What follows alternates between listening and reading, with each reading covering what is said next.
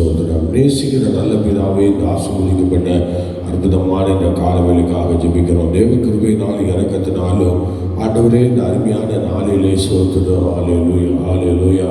கர்த்தருடைய பலத்த கரம் கூட இருந்து எங்களை நடத்தும் வண்ணமாக ஆண்டவரே, நீர் எங்களை நடத்துகிற மேலான கிருபைக்காக சோதரம்.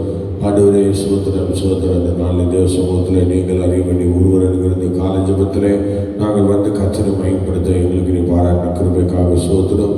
தொடர்ந்து எங்களை ஆசீர்வதியும், வழிநடத்தும், பெரிய காரியங்களை செய்யும். சத்துருடைய எல்லா தடையும் நீட்டு போன அதிசயங்களை காணப்பட்டோம். கன மகிமை துதியெல்லாம் உங்களுக்கே தருகிறோம். ஆசீர்வதி இயேசுவின் நாமத்தில் வேண்டிக் கொள்கிறோம் ஜெபங்களும் நல்ல பிதாவே. ஆமென், ஆமென், ஆமென். ஸ்தோத்திரம். அவருடைய நாம் மகிமைப்படுவதாக பாடலாளர் பீல் அவர்கள் நடத்துவார்கள். Praise God, praise God.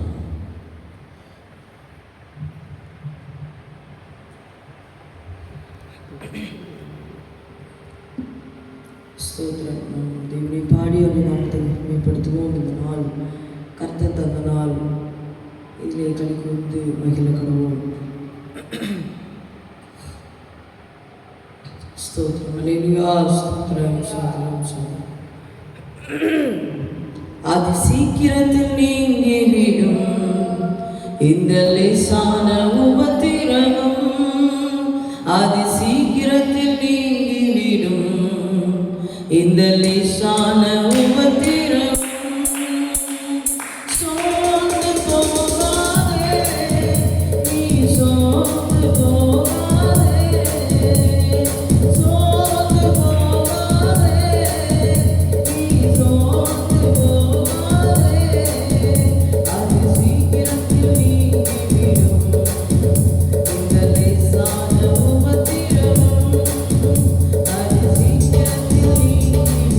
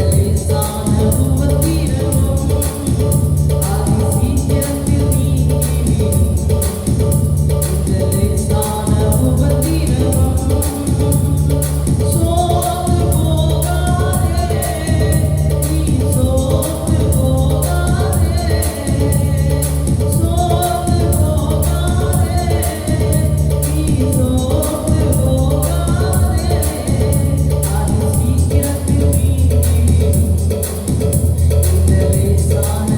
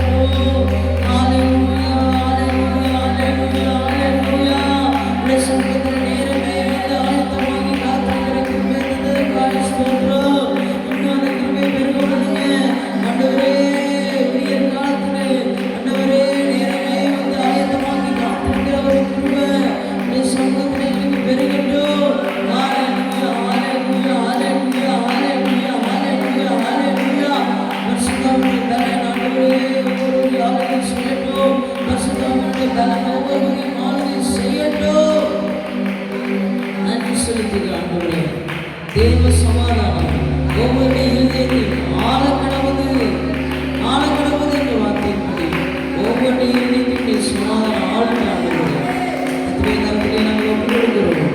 குடும்பமாயமை ஆராதக்கூடிய கிருபையை ஸ்தோத்திரம். ஒரு வார்த்தைக்கு ஆசீர்வாதமாக்குகிறார். வார்த்தைகளை லோடிடுகிறோம். இயேசு நாமத்தில் பிதாவே.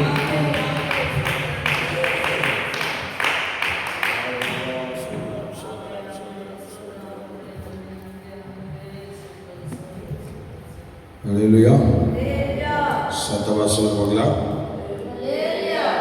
எல்லாம் சேர்ந்து சொல்லுவாங்களா? கர்த்தர் உங்களை ஆசீர்வதிப்பார். இந்த நாளிலே கடந்து வந்திருக்கிறவங்களை யாரும் வாழ்த்து அன்போடு வரவேற்கிறேன். காலமே ஆண்டவரை தருகிற ஒரு அற்புதமான கிருபையை தேவன் நமக்கு தந்து நம்மை சிறப்பாக வழி நடத்துகிறார். அல்லேலூயா. ஸ்தோத்திரம். சார் இப்போ நம்ம தேவன் இந்த பூமியை படைக்கும்போது ஸ்தோத்திரம் நல்லா தான் படைத்தார். ஆதியிலே தேவன் வானத்தையும் பூமியையும் சிருஷ்டித்தார். சொல்லுவாங்களா? வானத்தையும் பூமியையும் சிருஷ்டித்தார் என்று சொல்லப்பட்டிருக்கிறது. ஆதியிலே தேவன் வானத்தையும் பூமியையும் சிருஷ்டித்தார். நல்லா தான் படைச்சிருக்கிறார். ஆனால் அப்படி படைக்கும்போது செகண்ட் அப்படியே 2வது வசனத்தில் வரும்போது பார்த்தீங்கன்னா ஸ்தோத்திரம் நல்லா படைச்ச வானம், நல்லா படைச்ச பூமி எப்படி மாறிச்சு பாருங்க. எப்படி மாறிச்சு படிக்க பார்க்கலாம். ஆதியாகமத்தின் புஸ்தகம் 1ஆம் அதிகாரம் 2வது வசனம். பூமியானது ஒழுங்கின்மையும் வெறுமையுமாயிருந்தது. ஸ்தோத்திரம். அல்லேலூயா. பார்த்தீங்களா? படைக்கும் போது ஆண்டவர் கண்ணாபுரான் படைச்சாரா? இல்லை சொல்லுங்க. அப்புறம் கண்ணாபுரான் படைச்சாரு. எப்படி படித்தாரு பாருங்கள். ஆண்டவர் படைக்கும் போது அருமையாக அந்த படைப்பை ஸ்தோத்திரம் அருமையாக படைத்தார். ஸ்தோத்திரம். நம்ம அப்படி 2வது வசனத்தில் அப்படி வரும்போது அவர் என்ன சொல்கிறார் பாருங்க. ஸ்தோத்திரம். ஆண்டவர் அந்த படைக்கிற அந்த ஆசீர்வாதத்தை நான் கொஞ்சம் நல்லா படித்து பார்த்தோம்னா நமக்கு ஸ்தோத்திரம் என்னன்னா நல்லா தான் படிச்சிருக்கிறாரு. வானத்தையும் பூமியும் சிருஷ்டித்தார் என்று சொல்லப்பட்டிருக்கிறது. உடனே பார்த்தா இப்போ திரும்ப படிங்க 2வது வசனம். பூமியானது ஒழுங்கின்மையும் வெறுமையுமாயிருந்தது. சோதனை எப்படிங்க இருந்துச்சு? ஒழுங்கின்மையும் வெறுமையுமாயிருந்தது. ஸ்தோத்திரம். அல்லேலூயா. பாருங்க, ஒழுங்கின்மையும் வெறுமையுமாயிருந்தது. பூமியை ஃபஸ்ட்டு நம்ம 2வது வசனத்தில் பார்க்கும்போது அந்த பூமி ஒழுங்கின்மையும் வெறுமையுமாயிருந்தது. அல்லேலூயா. ஆமாம், அப்படிப்பட்ட ஒரு வெறுமை ஆரம்பத்திலே காணப்பட்டிருக்கிறது. ஸ்தோத்திரம். ஸ்தோத்திரம். அல்லேலூயா. வெறுமை. அந்த வெறுமை ஸ்தோத்திரம் ஒரு வெறுமை என்று சொல்லுகிறது சாதாரண விஷயம் இல்லை. அல்லேலூயா. தம்பி அந்த ஃபேன் ஆஃப் பண்ண சீக்கிரம். ஸ்தோத்திரம். அவங்க நாங்கள் சொன்னால் தான் கேட்பாங்க, நீங்களாம் சொன்னால் கேட்பாங்க. Praise God. அல்லேலூயா. அப்படிப்பட்ட ஒரு அபிஷேகம் பார்த்தீங்களா? ஸ்தோத்திரம். ஒழுங்கின்மையும் வெறுமையுமாய் இருந்தது. அந்த ஒழுங்கின்மையும் வெறுமையும் என்று சொல்லுகிறது துவக்கமே எப்படி இருக்கு பாருங்க. துவக்கமே ஸ்தோத்திரம். ஒழுங்கின்மையும் வெறுமையுமாய் இருக்கிற இடத்துல திடீர்னு பார்த்தீங்கன்னா அங்கே என்ன நடக்குது பாருங்க. படிங்க. ஒழுங்கின்மையும் வெறுமையுமாய் இருந்தது. ஆழத்தின் மேல் இருள் இருந்தது. ஆழத்துக்கு மேலே என்ன இருந்துச்சு? இருள். அப்போ ஆழத்துக்குள்ள என்ன இருந்தது? மேலே இருள் இருந்துச்சு. அப்போ ஆழத்துக்குள்ள என்ன இருந்திருக்கும்? அல்லேலூயா. நல்லா கவனிங்க. ஆழத்துக்குள்ளேயும் இருள் தான் இருக்கணும். வெளிச்சம் என்று சொல்லுகிறது மேலே தான் வரணும். ஆனால் இங்கே என்ன சொல்றதுன்னா டோட்டலாக ஜலத்துக்கு மேலேயும் கீழே இருள் இருந்துச்சுன்னு சொல்லியிருக்கலாம். ஆனால் பாருங்க, அதில் என்ன சொல்ல, ஆழத்துக்கு மேலே தான் இருள் இருந்துச்சா? சொல்லுங்க. ஆழத்துக்கு மேலே தான் இருள் இருந்தது. அப்போ இந்த ஆழம் என்கிற இந்த இடம் எப்படி இருந்திருக்கிறது? அது ஸ்தோத்திரம். அது வெளிச்சமாக இருந்ததா அல்லது இருளாக இருந்ததா அதை பற்றி எதுவும் பேசப்படலை. ஆனாலும் ஆழத்துக்கு மேலே ஒரு இருளை ஆண்டவர் அங்கே வச்சிருந்தாரு. அப்படி அந்த இருளை வச்சிருக்கிற அந்த இடத்துல திடீர்னு பார்க்கும்போது என்ன நடக்குது பாருங்க. ஆழத்துக்கு மேலே இருள் இருந்துச்சு. அப்புறம் தேவ ஆவியானவர் ஜலத்தின் மேல அசைவாடி கொண்டிருந்தார். அல்லேலூயா, சத்தமா சொல்லுங்க. தேவ ஆவியானவர் அந்த ஜலத்தின் மேல அசைவாடி கொண்டிருந்தார். கவனிங்க, இந்த இருள் எங்க இருந்துச்சு? ஜலத்துக்கு ஆழத்துக்கு மேல, ஆழத்துக்கு மேல ஜலத்துல இருள் இருந்துச்சு. அப்ப ஆவியானவர் எங்க அசைவாடினாரு? ஜலத்தின் மேல் அசைவாடினார். பாருங்க, நம்ம ஆண்டவர் எங்கே இருக்கிறாருன்னு பார்த்தா, எங்க பெருமை இருக்கிறதோ, எங்க இருள் இருக்கிறதோ, அங்கதான் அவர் வேலையே. ஒரு அலையிலே சொல்லுவார் பாருங்க, அவர் அந்த இடத்துக்கு தான் அவர் வராரு. இருள் இருக்கிற இடத்துல, பெருமை இருக்கிற இடத்துல அவர் இறங்கி வராரு பாருங்க. அல்லேலூயா. அதனால அன்பான தேவனுடைய பிள்ளையே, ஸ்தோத்திரம். நீங்க புதிய மொழிபெயர்ப்புன்னு ஒன்று இருக்குல்ல, அதில் நம்ம படிக்கும்போது மண்ணுலகு உருவற்று வெறுமையாக இருந்தது. நல்லா கவனிங்க, வெறுமையாக இருந்தது, ஆழத்தின் மீது இருள் இருந்தது. பாருங்க, நீர் துளிகள் மேல் கடவுளின் ஆவி என்ன செய்தாரா? அசைவாடி கொண்டிருந்தது. அல்லேலூயா, ஸ்தோத்திரம். அதுலேயும் இதே வார்த்தை தான் வருகிறது. ஸ்தோத்திரம், இதே சூழ்நிலை தான் வருகிறது. அப்ப அந்த வெறுமை என்கிற இடத்துல ஸ்தோத்திரம், அந்த ஸ்தோத்திர இடத்துல ஆண்டவர் இறங்கி வந்து அவர் அங்கே அசைவாடுகிறார். அந்த ஆழத்தின் மேலே இருள் இருக்குது பார்த்தீங்களா, அந்த இருளில், ஜலத்தின் மேலே இருளையும் அவர் தான் அசைவாடுகிறார். இப்போ அவர் வேலையே என்னன்னா, பெருமையாக எங்கே இருக்குதோ அங்கே ஸ்தோத்திரம் தேவனுக்கு ஒரு இடத்தை அங்கே ஆயத்தப்படுத்துகிறார். பாருங்கள், தேவன் எங்கெங்கேயோ இருக்கிறார்னா நம்ம ஃபஸ்ட்டு சொல்லலாம். ஆனால் அவர் ஃபஸ்ட்டு இருந்த இடம் எங்கே? இருளில் தான். ஸ்தோத்திரம். அந்த இருளுக்கு மேலே, அந்த இருளில் தான் அவர் நடமாடி கொண்டிருக்கிற அந்த காட்சியை நம்ம பார்க்குறோம். உண்மையிலேயே அதை நல்லா தியானிச்சு பாருங்கள், அந்த இடம் எப்படி இருந்திருக்குது. ஸ்தோத்திரம். ஆழத்தின் மேலே இருள் இருந்தது. ஸ்தோத்திரம். ஆழத்துக்கு மேலே என்ன இருக்குது? தண்ணி தான் இருக்குது. ஸ்தோத்திரம். அந்த ஜலத்தின் மேலே ஆவியானவர் அசைவாடி கொண்டிருந்தார். ஸ்தோத்திரம். அப்போ இந்த பெருமை, பூமியானது ஒழுங்கின்மையும் சொல்லுங்க எங்க இருந்தது? எப்படி இருந்தது? அப்ப தேவன் இறங்கி வருகிற இடம்லாம், தேவன் ஆளுகை செய்கிற இடம்லாம் இருளான இடங்கள், ஒழுங்கின்மையும் பெருமையுமாய் இருக்கிற அனுபவங்கள். இந்த இடத்துல தான் நம்ம நினைக்கிறோம் ஆண்டவருக்கு இங்கே வேலை இல்லைன்னு. அங்கே தான் அவருக்கு வேலை, அங்கே தான் அவர் இறங்கி வருவார். அங்கே பிரச்சனை உள்ள இடத்துல தான் அவர் அங்கே வருவார். ஒரு அல்லேலூயா சொல்லலாமா? அல்லேலூயா. ஏன்னா இவர் ஒரு இயேசு கிறிஸ்து இந்த பூமிக்கு வரும்போது நல்லா கவனிக்கணும், அவர் ஏன் ஆரம்பத்திலேயே அந்த சூழ்நிலையில் இருந்திருக்கிறார் என்று பார்த்தா, இயேசு இந்த பூமிக்கு வரும்போது கூட அவருடைய துவக்க காலங்கள் எப்படி ஆயிடுச்சு பார்த்துங்க. எப்படி ஆயிடுச்சா? அவர் என்ன சொல்றாரு பாருங்க, இயேசுவனுடைய பிறப்பை, பேசுவனுடைய வருகையை, அந்த பூமிக்கு அவர் வராரு.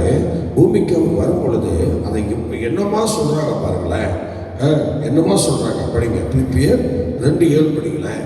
பிலிப்பியர் 2:7 படிக்கும்போது நல்லா கவனிக்கணும், ஆரம்ப உலகத்தையே ஆண்டவர் வெறுமையாக தான் காமிக்கிறாரு. அதே மாதிரி இயேசு கிறிஸ்து வரும்போதும் அவர் வெறுமையாக தான் ஆக்கிட்டார். பார்த்தீங்களா? வெறுமையாக தான் அனுப்பியிருக்கிறார். சோதரர் படிக்க பாருங்க. தம்மை தாமே வெறுமையாக்கி, பார்த்தீங்களா? தம்மை தாமே வெறுமையாக்கி. அப்பதான் வெறுமையான அந்த நிலையில போய் நம்ம சேர முடியும். வெறுமையான அந்த அனுபவம், அந்த வெறுமையானவங்கன்னா அந்த கஷ்டப்படுறவங்களுடைய கஷ்டம், அந்த நிந்தை அனுபவிக்கிறவங்களுடைய நிந்தை, அவமானப்படுகிறவங்களுடைய அவமானம், வேதனைப்படுறவங்களுடைய வேதனை. ஸ்தோத்திரம். அப்படின்னா அவருக்கு தெரியும். இப்போ ஆண்டவர் வந்து கோபுரத்தில் மறந்துட்டு ஸ்தோத்திரம் இப்போ வந்து எளிமையான மக்களை போய் சந்திக்கணும்னா முடியுமா? முடியாது. பாருங்க, அந்த வெறுமை என்று சொல்லுகிறது சாதாரண ஒரு சத்திரத்தில் முன்னணியில் அவரை புறக்க வச்சு அந்த இடத்துல இருந்து அவர் என்ன பண்ணுறாரு, அந்த வெறுமையான அனுபவத்தில் தான் இந்த பூமிக்கு வர்றாரு. பார்த்தீங்களா? ஏன்னா வெறுமை தான் வெறுமையில சேர முடியும். நல்லா கவனிக்கணும். இவர் வெறுமையாக வந்ததுக்கு மெயின் காரணம் பூமி வெறுமையாயிடுச்சு. அந்த வெறுமையா இருந்த இடத்துல தேவன் என்ன செய்தாரு, ஏற்கனவே அவர் வானத்தை பூமி நல்லா தான் படைச்சாரு. ஆனா அதை ஒழுங்கின்மையும் வெறுமையும் ஆக்கிட்டான். பார்த்தீங்களா? அதையும் அவர் என்ன பண்ணாரு, நல்லா சரி பண்ணி அருமையாக உண்டு பண்ணி மனுஷனை வச்சாரு. மனுஷனை வச்சு ஆதாம் ஏவாளை உருவாக்கி உள்ள வச்சுட்டாரு. ஆனா அந்த பிசாசானவன் தனக்கு கொஞ்ச காலம் தான் இருக்குன்னு அந்த மனுஷனையும் என்ன பண்ணிட்டான் சொல்லுங்க, வெறுமையாகிட்டான். அந்த மனுஷனையும் வெறுமையாகிட்டான். ஜீவ சுவாசத்தை அவன் ஆசையிலே ஊதினான். அவன் ஜீவாத்மாவானான். ஆனா என்னைக்கு இவன் ஆதாம் பாவம் செய்ய ஆரம்பிச்சானோ அன்னைக்கே அவன் என்ன பண்ணிட்டான், அலங்கோலம் ஆயிட்டான், வெறுமை ஆயிட்டான். எப்படி ஆயிட்டான் சொல்லுங்களை மாதிரி திறந்தே வெறுமை ஆயிட்டாங்க. ஸ்தோத்திரம். பார்த்தீங்களா? இப்போ ஆண்டவர் படைச்சிட்டாரு. ஆண்டவர் நல்லா படைச்சி ஜீவாத்மா ஆயிட்டான். இன்னைக்கு தோட்டத்தில் உள்ள எல்லாத்தையும் அவன் ஆளுகைக்கு கொடுத்துட்டார்ல. உனக்கு தானே எல்லாம், நீயே பண்படுத்தவும் பயன்படுத்தவும் நீ தாண்டா காரணம், எல்லாத்தையும் செஞ்சுக்கடா அப்படின்னு சொல்லி அவனுக்கு அதிகாரத்தை கொடுத்துட்டாரு. நான் பார்த்துக்கிறேன் ஆண்டவரே, தோட்டம் ஃபுல்லாக நான் பார்த்துக்கிறேன்னு சொல்லி என்ன பண்ணான், தோட்டத்துக்கே அவனை பெரிய அதிகாரியாக மாற்றிட்டாரு, ஏவாளையாக மாற்றிட்டாரு, 2 பேரையும் மாற்றிட்டாரு. 2 பேரும் நல்லா அழகாக உலாவிட்டு இருக்கிறாங்க, நல்லா அழகாக போயிட்டு இருக்கிறாங்க. ரட்சிக்கப்பட்ட உடனே இன்னைக்கு உங்களுக்கும் எனக்கும் அப்படிதான் கொடுக்குறாரு. நல்ல ஆளுங்க கொடுக்குறாரு, நல்ல சோத்திரம் கொடுக்குறாரு. இப்படி போ, அப்படி பா, இப்படி செய்யன்னு சொல்லி நல்லா கொடுக்குறாரு. ஆனா சோத்திரம் வர வர மாமையா கழுத போல ஆடாலாங்கிற மாதிரி திடீர்னு என்ன பண்றோம், எப்படி அந்த ஆடாம் யாவாலும் கர்த்தருக்கு ஒரு இடத்தை கொடுக்காம சாத்தானுக்கு ஒரு இடத்தை தந்திரமா ஆயத்தப்படுத்துறாங்களோ அதே போலதான் இன்னைக்கு ரட்சிக்கப்படுகிற தேவனோட பிள்ளைகளுக்குள்ளோ ஊழியர்களுக்குள்ளோ போக போகதான் சாத்தானுக்கு சில இடங்களை கொடுக்குறாங்க. கொடுத்து என்ன பண்றாங்க, அப்படியே ஆதாம் யாவால் வெறுமையானது போல இப்ப இவங்களும் வெறுமையாடுறாங்க. அதனால இப்ப எல்லாருமே வெறுமை ஆயிட்டோம். நல்லா கவனிக்கணும், எல்லாம் இப்ப வெறுமையான குளத்துக்கு வந்துட்டோம். அதனால வெறுமையா இருக்கிற மக்களை சந்திக்க அவர் என்ன பண்றாரு, வெறுமையான குளத்துல திரும்ப வராரு பாருங்க. திரும்பவும் வெறுமையான குளத்துல வந்து என் மக்களை நான் சந்திக்கணும்னா மக்களை போல நானும் வெறுமையா போடும் என்று சொல்லி வெறுமையின் அனுபவத்தை, வெறுமையின் ஆடையை மக்கள் அணிந்திருக்கிறதுனால அதே மக்களோடு இணைஞ்சு வாழ, அதே மக்களோடு இணைஞ்சி சில காலங்கள் நாட்களை நகர்த்த இவர் என்ன பண்றாரு பாருங்க. தெய்வமே மனித அவதாரம் எடுத்து அவர் மனுஷனை போல வெறுமையாக மாறி மனுஷனோட வந்து கலக்கிறாரு பாருங்க. இதுதாங்க ஆண்டவருடைய பெரிய ஒரு பயங்கரமான திட்டம். ஆனா பாத்தீங்களா, மனுஷனை சாத்தா வெறுமையாக்குறதுனால ஆண்டவரும் வெறுமையாகி மனுஷனோட வந்து இணைஞ்சு. பார்த்தீங்களா அந்த வசனம் எவ்வளவு அருமையா சொல்லுது. பிலிப்பியர் படிக்க பார்க்கலாம், இன்னொரு முறை படிங்க. தம்மை தாமே வெறுமையாக்கி. இந்த கோணம் எதுக்குங்க வரணும், ஏங்க அவரை வெறுமையாக்கணும்? அவர் நல்லா நடக்கிற கடவுளின் மைந்தன் அல்லவா, அவர் ஏன் வெறுமையாக்கணும்? பார்த்துங்க, அவர் ஏன் வெறுமையாக்கணும்? இன்னைக்கு எத்தனை பேருடைய நாவல பூந்து வராரு, எத்தனை பேர் நம்ப மாட்டேங்கிறாங்க, எத்தனை பேர் அவரை சேர்த்துக்க மாட்டேங்கிறாங்க. இன்னைக்கு ஏன் அவர் இந்த அளவுக்கு வெறுமையாகணும்? ஆதாம் ஏவாள் அன்னைக்கு வெறுமையானதுனால தானே, அன்னைக்கு ஆண்டோடைய மகிமையாக இழந்ததுனால தானே, அவர்கள் ஊதின ஜீவ சுவாசத்தை அந்த ஜீவனை இழந்ததுனால தானே இன்னைக்கு இவ்வளோ பெரிய சூழ்நிலை வந்துச்சு, இவ்வளோ பெரிய வெறுமை வந்துச்சு. அதை யாராவது நினைச்சு பார்க்கிறோமா? அதை யாராவது நினைச்சு பார்க்கிறோமா? வெறுமை என்று சொல்லுகிறது இது தேவனுக்கு உண்டானது அல்ல. வெறுமை தேவனுக்கு உண்டானது அல்ல. மனுக்குலம் ஆண்டவரை ஏற்றுக்கொண்டு ஆண்டவரால் படைக்கப்பட்டு வெறுமையான கோலத்தை தெரிந்து கொண்டதுனால ஆண்டவரும் இன்னைக்கு வெறுமையான கோலத்துல இந்த பூமிக்கு வெளிப்படுகிறார். வெறுமையான கோலத்திலே உள்ளே வருகிறார். அந்த வெறுமையான கோலத்துல வந்ததுனால இன்னைக்கு நிறைய பேர் அவரை விசுவாசிக்க மாட்டேங்கிறாங்க, நம்ப மாட்டேங்கிறாங்க. இவர் தெய்வம் அப்படி வர மாட்டாரு, இவர் தெய்வம் அப்படி செய்ய மாட்டாரு, இவர் தெய்வம் இந்த புரிஞ்சுக்க மாட்டாருன்னு சொல்லி இன்னைக்கு தெய்வத்தை எல்லாரும் ஒதுக்கி வைக்கிறாங்களே. எதுக்கு ஸ்தோத்திரம்? யோசிச்சு பாருங்க. ஆண்டவருக்கு அந்த ஒரு வெறுமையை பார்த்து தானே, இந்த வெறுமையா இருக்கிற இந்த அனுபவத்தை பார்த்தானே, இந்த வெறுமை இருக்கிறதுனால இன்னைக்கு கர்த்தரை எத்தனை பேர் விசுவாசிக்காம போறாங்க. இன்னைக்கு ஆதாம் ஏவாள் வெறுமையாயிட்டாங்க, அவங்களுடைய பூமி வெறுமையாயிடுச்சு. பாருங்க ஸ்தோத்திரம், வெறுமையா இருந்த பூமியில இவங்களை ஏற்படுத்தி பூமியை அலங்கரிச்சு வைக்கிறாரு. சோதனை அலங்கரிச்சு இவங்களை ஆசீர்வாதமா வைக்கிறாரு. ஆனா இவங்களே என்ன பண்ணிட்டாங்க, திரும்பவும் வெறுமையாயிட்டாங்க. வெறுமையானதுனால திரும்ப இயேசு வெறுமையாயிட்டாரு. வெறுமையாகி கடவுள் வெறுமையாக இந்த பூமியில பிறக்கிறார். பாருங்க ஸ்தோத்திரம், வெறுமையாக மாறி பிறக்கிறார். ஸ்தோத்திரம், இவர் ஐஸ்வர்யவானாக பிறக்கல, இவர் கோடீஸ்வரனாக பிறக்கல, இவர் ஒரு மந்திரவாதியாக பிறக்கல, இவர் ஒரு தீர்க்கதரிசியாக பெருசா அப்படி ஒன்றும் பிறக்கல. ஆனா இவர் பிறந்ததெல்லாம் வெறுமை, இந்த உலகத்துல வெறுமை. ஸ்தோத்திரம், ஏன்னா ஆதாம் ஏவாளும் வெறுமையாக்கப்பட்டாங்க. இது வெறுமையாக்கப்பட்டவங்களோட இப்ப நானும் உங்களை மாதிரி ஒருத்தன் தான் என்று சொல்லி அவங்களோடு இணைஞ்சி கொஞ்ச காலம் வாழ்ந்து அவங்க கூட இருந்தே, அவங்க கூட பழகி, அவங்க கூட ஒன்னா நடந்து, அவங்கள போல தூங்கி, அவங்கள போல சாப்பிட்டு, அவங்கள போல நடந்து, அவங்கள போல வேலை செஞ்சு, அவங்கள போல பேசி, அவங்கள போல நடந்து, அவங்கள போல எல்லா விஷயத்தையும் செயல்படுத்தி கடைசியாக அந்த வெறுமையை அப்படியே திருடி கொண்டு போய், அப்படியே களவா எடுத்துட்டு போய் சிலுவையில கொண்டு போய் அடித்து போனார். பாருங்க, ஒரே அடியா.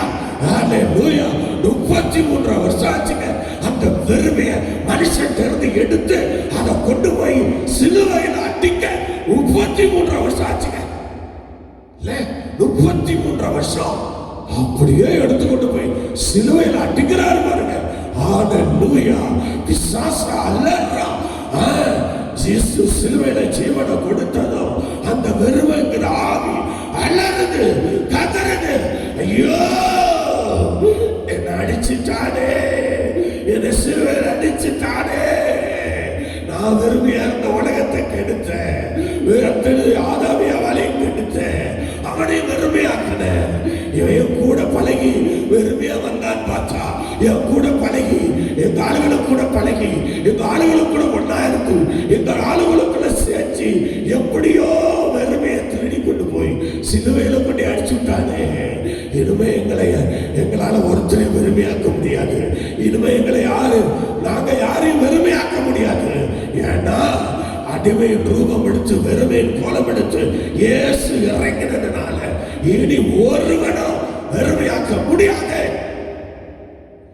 அல்லேலூயா சொல்லுவோமா? அல்லேலூயா சதமா. பாத்தீங்களா, இப்ப அந்த வெறுமை முடிஞ்சு போச்சு. இப்ப அந்த வெறுமையாக்க முடியல. இப்ப சாத்தான என்ன பண்ணிட்டாரு, வெறுமை கோலத்தை உண்டு பண்ணவனை கொண்டு போய் சிலுவையில் அடிச்சுட்டாரு. சிலுவையில் அடிச்சதும் அவன் என்ன பண்ணிட்டான், சோதனை நாடு கொண்டு சாகிறது போல தூக்கிலிடப்பட்டு செத்தான். ஒரு அல்லேலூயா சொல்லுங்கள. சிலுவையில் அவனை அடிச்சு கொண்டாச்சு. அந்த வெறுமையின் ஆவியை அடிச்சு கொண்டு சோதர இன்னைக்கு பாருங்க, இன்னைக்கு ராஜாக்களாகவும் ஆசாரியர்களாகவும் தேவனுடைய மரணத்தினால, இயேசு கிறிஸ்துவின் மரணத்தினால, பரிசுத்த ஆவியினால இன்னைக்கு ஒரு அதிகாரத்தை கொடுத்து ராஜாக்களும் ஆசாரியர்களும் ஆக்கி ஆண்டவருக்கு முன்பாக உங்களை எண்ணி கொண்டு வந்து நிறுத்தி இருக்கிறார். ஒரு ஞான ஸ்நானத்தின் மூலமாக, ஒரு ஞான ஸ்நானத்தின் மூலமாக தேவனோடு கொண்டு நம்ம இணைச்சு வச்சு நல்ல ஒரு திருமணம் போல உருவாக்கி இன்னைக்கு உங்களை எண்ணி ஆண்டவரோடு இணைச்சு வச்சு என்ன செஞ்சுட்டாரு, உயிர்த்தெழுந்து வந்து சொல்லிட்டு போறாரு, பரவாயில்ல, நான் அந்த வெறுமையை அடிச்சு சிலுவையில் கொண்டுட்டேன். இப்போ நான் என்ன பண்றேன், இப்போ அந்த வெறுமையின் அந்த கோலத்திலிருந்து வெளியே வந்த எல்லாரும் ஸ்தோத்திரம், அந்த ரட்சகராக இயேசு கிறிஸ்துக்குள்ள வந்த, அவருடைய மரணத்தை விசுவாசித்த, அவரை நம்பின அத்தனை பேரையும் பார்த்து சொன்னாரு, உங்களுக்கு ஒரு ஸ்தலத்தை நான் ஆயத்தம் பண்ண போறேன், பண்ணிட்டு நான் சீக்கிரமா வந்து உன்னை நான் கூட்டிட்டு போக போறேன், சீக்கிரமா வந்து உன்னை கூட்டிட்டு போக போறேன், நான் இதோ வந்துடுவேன், இதோ நான் சீக்கிரமா வருவேன், ஒரு நாள் வந்து உன்னை நான் இருக்கிற இடத்துல உன்னை கூட்டி கொண்டு போய் வச்சு ஆனா உன்னை வாழ வைப்பேன், நிச்சயமா உன்னை வாழ வைப்பேன், நிச்சயமா உன் கூட நான் வாழுவேன், நிச்சயமா நீங்களாம் என் கூட வாழ்வீங்க என்று சொல்லி நம்ம இன்னைக்கு மனவாட்டிக்கு ஒரு தகுதியை கொடுத்து அவரோடு கூட அந்த மனவாளனோடு கூட இணைச்சு அவருடைய ராஜ்யத்துல அவருடைய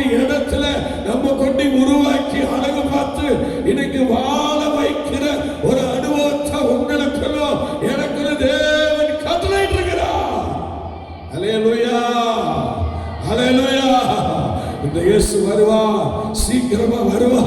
இந்த இயேசு வருவா. வந்து தாம் இருக்கிற இடத்துல உங்களையும் என்னையும் அந்த வெறுமை கோலங்களெல்லாம் நீக்கப்பட்டு ஆண்டவர் நம்ம எல்லாரையும் கொண்டு போய் அவருடைய இடத்துல உட்கார வைக்க போகிறார். அவருடைய வீட்டில அவரோடு வாழ வைக்க போகிறார். அந்த நாள் நமக்கு நெருங்கிட்டு இருக்கிறது. அதுதான் ஸ்தோத்திரம். நாம அந்த பாடல் வரியில இந்த காரியத்தை சொல்றோம்.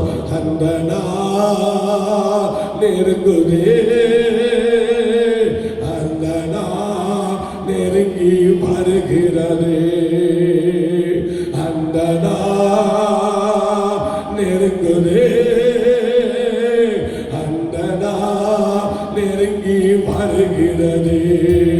அந்த பரலோக சிங்காசனம் அதில் வீற்றிருக்கும் தேவனை முகமுகமாய் காண்பேனோ. அந்த பரலோக சிங்காசனம் அதில் வீற்றிருக்கும் தேவனை முகமுகமாய் காண்பேனோ. ஜெயம் கொள்பவன் எவனோ, என்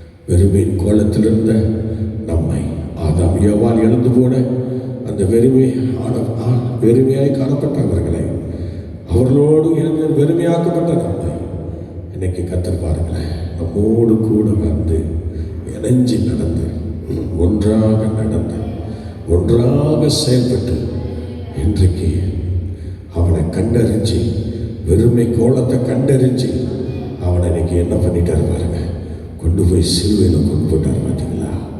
சிலுவையில் கொண்டு போட்டார். கொண்டு போட்டு இப்போ அவர் நமக்கு சொல்கிறாரு, உயிரோடு எழுந்து வந்து நான் உனக்கு ஒரு ஸ்தலத்தை ஆயத்தம் பண்ண போகிறேன்ப்பா. ஆயத்தம் பண்ண பின்பு சீக்கிரமாக வந்து உன்னை நான் சேர்த்துக்கொள்வேன். சொல்லுங்கள், உன்னை நான் சேர்த்துக்கொள்வேன் சொன்னேன். அல்லேலூயா. சத்தமாக சொல்லுங்கள். அவர் சீக்கிரம் வரப்போகிறார். அந்த நாள் நெருங்கி வந்துகிட்டு இருக்க. ஜெபிக்கலாமா? ஆண்டவரே, அந்த நாளுக்கு என்னை நீ ஆயத்தப்படுத்தும். சாத்தா வெறுமையாக்கிறதுனால நான் வெறுமையானவன் அல்ல. இயேசு கிறிஸ்துவை சிலுவையை அரைஞ்சிட்டார். வெறுமையானவனை சிலுவையில் அரைஞ்சிட்டார். இனிமே நான் வெறுமையாக்கப்பட்டவன் அல்ல. நான் ஆண்டவரால் அலங்கரிக்கப்பட்டவன், அவருடைய ரட்சிப்பினால் அலங்கரிக்கப்பட்டவன், அவருடைய மனவாட்டியால் அலங்கரிக்கப்பட்டவன். இன்னைக்கு நான் சபையாகி மனவாட்டியோடு இணைச்சு ஆண்டவருக்காக நான் பாடுபடணும், ஆண்டவருக்காக நான் செயல்படணும், ஆண்டவருக்காக இணைந்து ஒரு செயல்படணும். அப்படி நான் செயல்படும் போது என்னுடைய வெறுமை மாற்றப்பட்டு நான் இயேசு கிறிஸ்துவோடு இணைந்து அல்லேலூயா அந்த ராஜ்யத்தில் அவரோடு கூட இணைஞ்சு பிரகாசிப்பேன், அவரோடு இணைஞ்சு நித்தியமாக வாழ்வேன். அப்படிப்பட்ட ஒரு அனுபவத்தை இந்த காலவெளியில் நீர் எனக்கு தந்ததுக்காக சோதனம். பரிசுத்தமுள்ள பிதாவே, இம்மட்டும் எங்களோடு கூட இருந்து இந்த ஆராதனை நீ ஆசீர்வதித்ததுக்காக நன்றி. ஆண்டவரே, கொடுத்த இந்த வெறுமை என்கிற ஆரம்பத்தில் பிசாசு பூமியை வெறுமையாக்கி போட்டான். சோதரம் அதே இடத்துல தெய்வத்தை உருவாக்கிற போது தெய்வம் ஸ்தோத்திரம் மனுஷனையும் வெறுமையாக்கி போட்டான். ஆனால் மனுஷனை வெறுமையாக்கிற பொழுது இயேசும் வெறுமை குளத்திலிருந்து பூமிக்கு வந்து அந்த வெறுமை குளத்திலே இணைஞ்சி மனுஷனோடு வாழ்ந்து அந்த வெறுமையானவனை கொண்டு போய் சிலுவையில் அரைஞ்சி அவனை கொன்று இன்றைக்கு ஆண்டவரை பெரிய சாதனையை சாதிச்சு இன்னைக்கு உலகம் எங்களும் இருக்கிற அத்தனை ஆத்துமாக்களும் அந்த ரட்சிப்பை அடையவும் அந்த வெறுமை கோலத்தை தொலைக்கவும் இன்னைக்கு பெரிய ஒரு ஆசீர்வாதத்தை சுமந்துகொள்ள, ஆசீர்வாதத்தை பெற்றுக்கொள்ள, அதில் ஒரு மனவாட்டி என்கிற தகுதியை பெற்றுக்கொள்ள, ஒரு மனவாட்டி என்கிற அந்த சூழ்நிலையை பெற்றுக்கொண்டு இன்னைக்கு ஆண்டவரோடு இணைஞ்சி வாழ்வதற்கு, கர்த்தரோடு ஒன்றாய் வாழ்வதற்கு, நிச்சயமாய் வாழ்வதற்கு, ஆண்டவரோடு ஒரு வீட்டை ஆண்டவரோட மனவாட்டிக்கு ஏற்படுத்தும் வண்ணமாக இன்றைக்கு அந்த வீட்டுக்காக ஏங்கி தவித்து அந்த ஸ்தோத்திரம் அலங்கரிக்கப்பட்ட அந்த வீட்டோட நான் இணைஞ்சி போவேன் என்கிற அந்த நம்பிக்கையோட இன்னைக்கு நாங்கள்லாம் மனவாட்டியாக காத்திருக்கோம். ஆண்டவரே, இந்த நல்ல போஸ்டிங்க ஆண்டவர் இந்த வெறுமை கோலத்தில் தந்ததுக்காக சோத்திரம். தொடர்ந்து நாங்கள் ஆண்டவருக்கு இன்னும் சாட்சியாக வைராக்கியமாக இருக்க கர்த்தர் கிருபை தாரும். இந்த உலகத்திலே ஆண்டவரே, நாங்கள் வெறுமையாக இருக்கக்கூடாது. சோதரன் வெறுமையாக இருந்தால் வேறொருத்தன் வந்து எங்களை நிரப்பி சோதரன் அலங்கோலமாக்கிடுவான். அதனால் இனிமே சோதரன் அவன் வெறுமையாக்குனதுடைய நோக்கமே அவனை கொண்டு வந்து உட்கார வைக்கதான், அவன் ராஜ்யத்தை ஸ்தாபிக்கதான். ஆனால் கர்த்தர் ஆண்டவரே வெறுமையாக இருக்கிறான்டா அவனை தேடி சோதரன் 8 ஆவிகள் எப்படி அவனை வந்து சேர்ந்து ஆளுகை செஞ்சதோ, ஆனால் அந்த மாதிரி அனுபவத்துக்கு விட்டு விடாமல் அந்த வெறுமையை கொண்டு சிலுவையில் அரைஞ்சி அவனை இன்னைக்கு வெறுமை கோலத்தை தாண்ட வச்சே. அதுக்காக ஸ்தோத்திரம் ஆண்டவரே, அதுக்காக ஸ்தோத்திரம். தொடர்ந்து நாங்கள் இன்னும் ஆண்டவருக்காக அடிகளை கொடுக்க, ஆண்டவரை ஒரு மனவாட்டியாய் நடந்து கொள்ள, ஆண்டவரே ஸ்தோத்திரம் ஸ்தோத்திரம். ஆண்டவருடைய திட்டத்தை நிறைவேற்ற, ஆண்டவருடைய சித்தத்தை செய்து முடிக்க தொடர்ந்து எங்களை பலப்படுத்தும், உற்சாகப்படுத்தும், கிருபையினால் எங்களை நிரப்பும், அதிசயங்களை காணப்படும். எல்லா மகிமை கணத்தை நாங்கள் உங்களுக்கே தருகிறோம். பெரிய காரியங்களை கர்த்தர் செய்யும். ஆசீர்வதி இயேசு கிறிஸ்துவின் நாமத்தில் தாழ்மையோடு வேண்டிக் கொள்கிறோம். ஜெபங்களும் நல்ல பிதாவே. ஆமென், ஆமென், ஆமென். கர்த்தருடைய ஆசீர்வதிப்பாராக. மீண்டும் நாளை காலை 5 மணிக்கு சந்திப்போம். கர்த்தர் நம்மை நடத்துவார். God bless you. God bless you. God bless you.